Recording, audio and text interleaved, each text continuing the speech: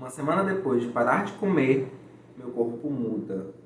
Quando levanto os braços, as costelas aparecem, ainda que não muito.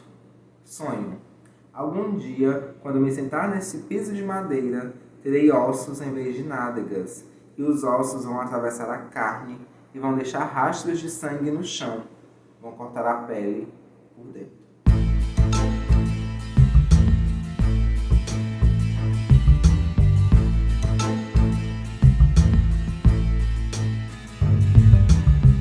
Alô pensantes, Gal por aqui. Sejam bem-vindas e bem-vindos a mais um vídeo do Ser Linguagem no YouTube, mais uma vez e na reta final do projeto Clube do Conto Vega, sempre ao lado de... Olá, eu sou Maílson do perfil Notas de um Observador e a gente vai tentar conversar um pouquinho sobre o conto da Mariana Henriques, Nada de Carne sobre Nós. Exato, o conto que está nesse livro, As Coisas que Perdemos no Fogo. Ainda vai ter resenha do livro todo também lá no Instagram do Ser Linguagem. Então aproveite esse momento para se inscrever no canal, dar like no vídeo se você gostar do material, compartilhar com amigos, colegas, professores, enfim, com a sua comunidade, se você gostar desse vídeo. E comentar aqui embaixo o que você achou da discussão, se você leu o conto, o que você achou desse conto. E aproveite também para seguir a gente nas redes sociais. Nota de Observador, Ser Linguagem, todos os links aqui na caixa de descrição. Para que a gente possa começar a nossa análise, é importante que a gente saiba sobre o que o conto fala, né? O Nada de Carne sobre Nós vai contar a história dessa personagem que está andando, né, em um lugar, numa rua, e ela encontra uma caveira, um crânio. E ela decide levar esse crânio para casa. Esse crânio ela leva, e assim que ela chega em casa, o marido dela acha estranho, ela está com esse crânio, questiona a sanidade dela por ela estar convivendo com esse crânio, e a gente vai percebendo como que esse casal vai se relacionando, e sempre na perspectiva dela em relação ao crânio. Nós vamos ver o passar dos dias, como que ela vai se desenvolvendo, nós vamos percebendo uma espécie de amizade sendo desenvolvida entre ela e esse crânio. Ela compra uma peruca para ele. Nomeia, né? Ela nomeia, exatamente. De Vera. A gente vai falar, inclusive, sobre o nome, né? Sobre a escolha do nome para o crânio. Ela decide dar vida a esse crânio. E esse dar vida ao crânio, né? Cabelos, olhos com luzinhas. Ela vai perdendo um pouco das suas atividades da rotina. Inclusive, tem uma das cenas que a mãe dela chega para saber o que aconteceu, por que ela terminou o relacionamento, questionar que ela está magra demais. E isso para ela acaba se tornando natural. Isso porque a mãe fica preocupada, porque o namorado, quando confronta ela sobre a caveira, ele é mandado embora. Sim. Ela expulsa o namorado de casa e a mãe fica preocupada, sem entender o que aquilo representa, e vai saber se ela está bem, né? Quando a mãe dela confronta sobre ela estar criando essa caveira, ela justifica que é para uma festa que ela vai dar para as amigas.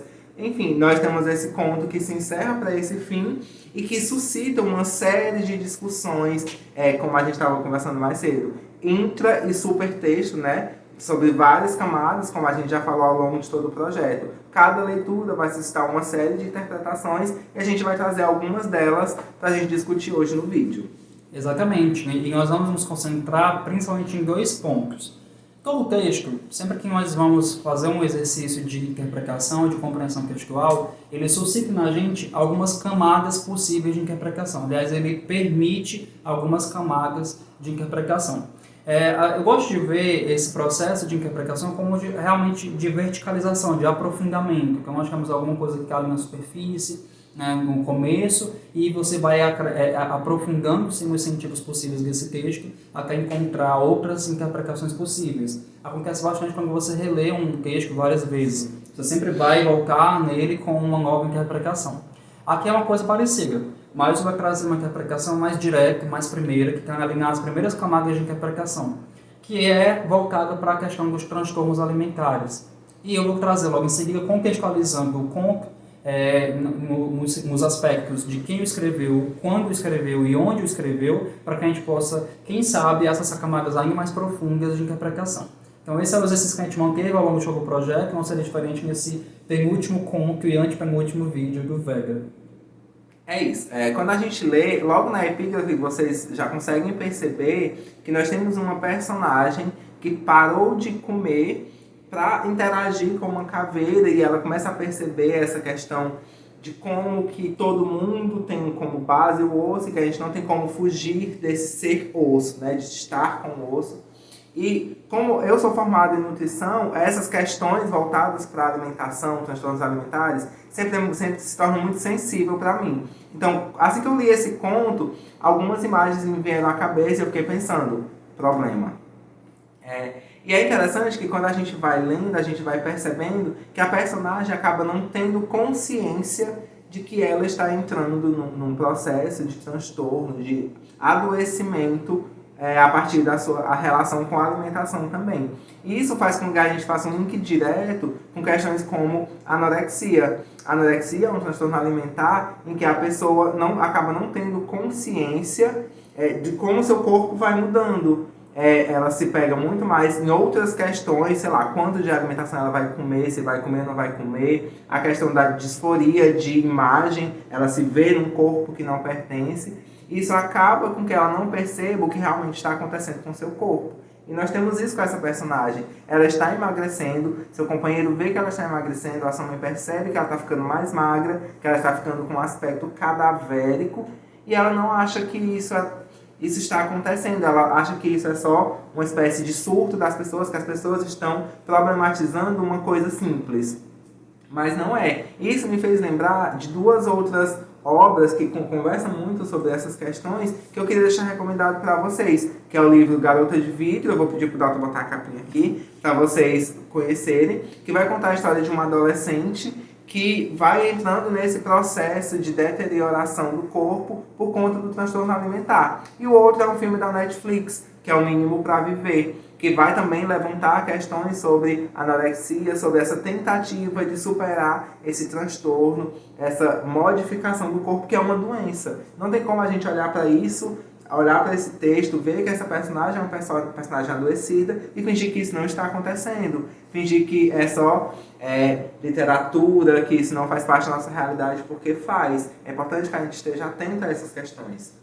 Exato. E se você conhece alguém... Aliás, vou até direcionar essa pergunta para o profissional do rolê, né? Se você conhece ou se você é alguém que já passou ou passa por algum tipo de transtorno alimentar, eu sei que esse é um assunto sensível. Sim. E que o YouTube não é o espaço para que você consiga tratar isso. Então é preciso procurar ajuda especializada, né, Maísa? Sim, nutricionistas, psicólogos, dependendo do caso, psiquiatras, psicanalistas, para que você consiga acessar o problema. Porque identificar é mais fácil, mas nem sempre quando você identifica um transtorno alimentar você consegue acessar o transtorno.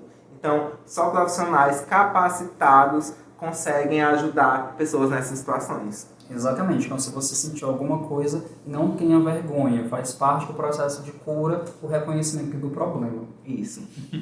Bom, o outro ponto que a gente vai abordar, que aprofunda a nossa concepção, ele começa lá nos anos 70.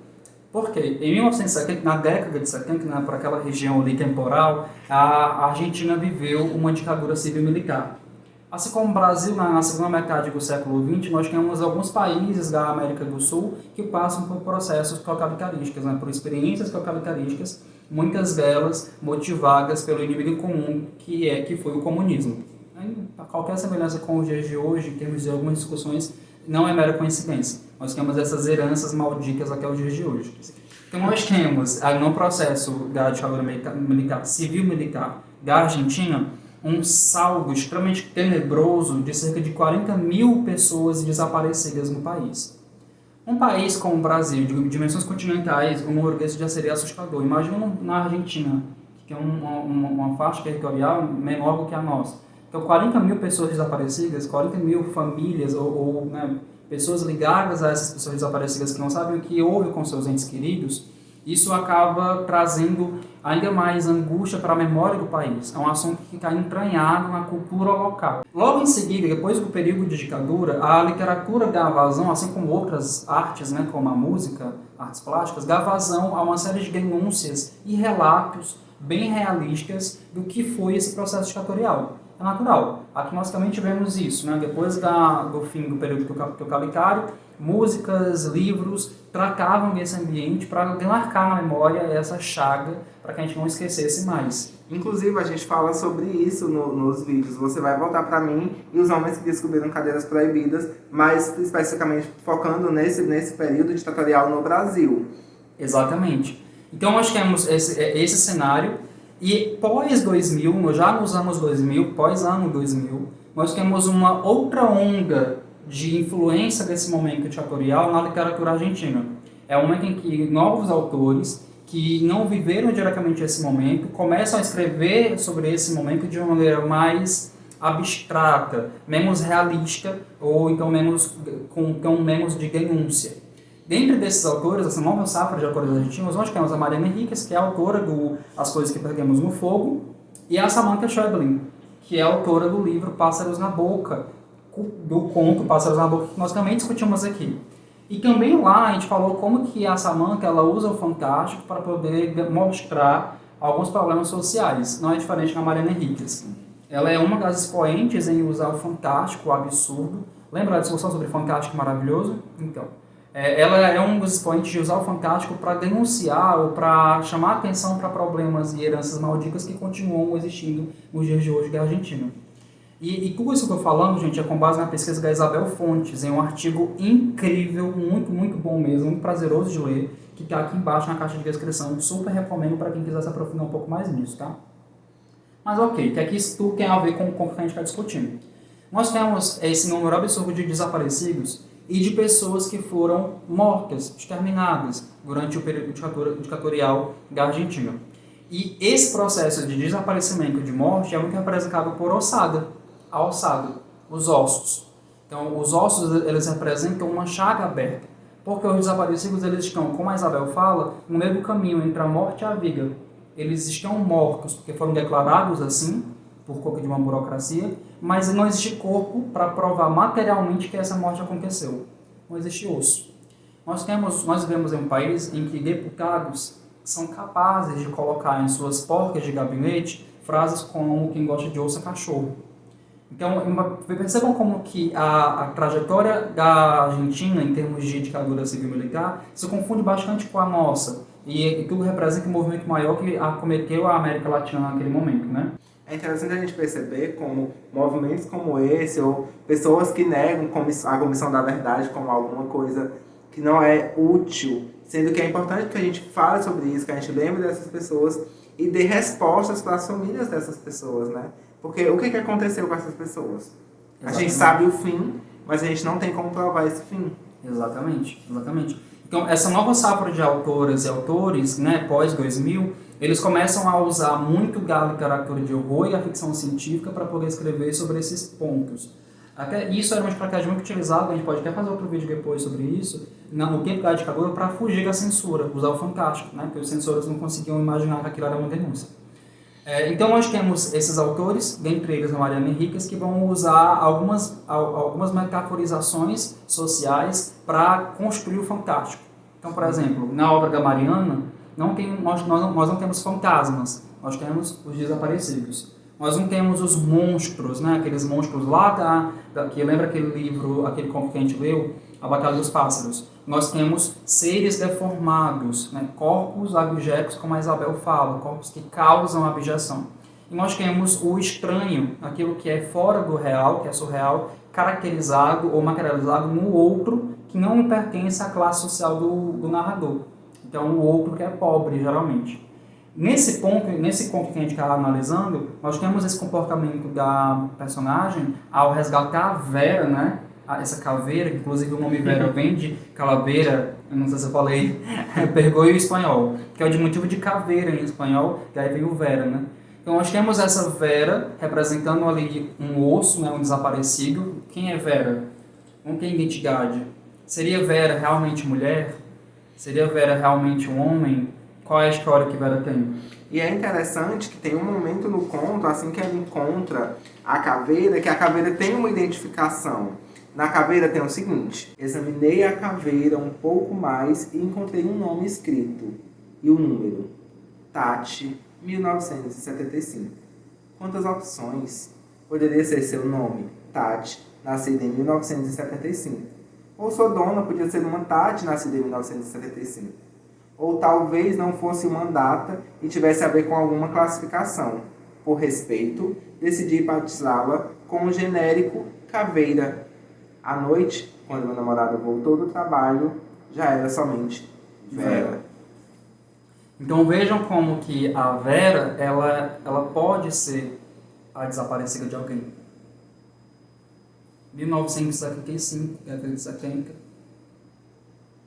Então ela pode ser uma desaparecida e o processo de estranhamento que a Mariana inclui no conto para chocar a gente, trazer a gente à reflexão, é justamente o processo da narradora de querer parecer o tanto mais com Vera, de dar o seu corpo, inclusive, para Vera, de achar que o corpo ideal passa a ser o corpo de Vera, a ossada de Vera. Então, observem que essa transformação, essa metamorfose, inclusive a Isabel Fontes, no artigo, fala bastante das fases da metamorfose, e essa metamorfose que faz esse corpo sadio se transformar num corpo abjeto, traz uma manifestação, traz uma denúncia, traz uma alegoria a tudo isso que passou no período de 1970, nessa ditadura civil-militar.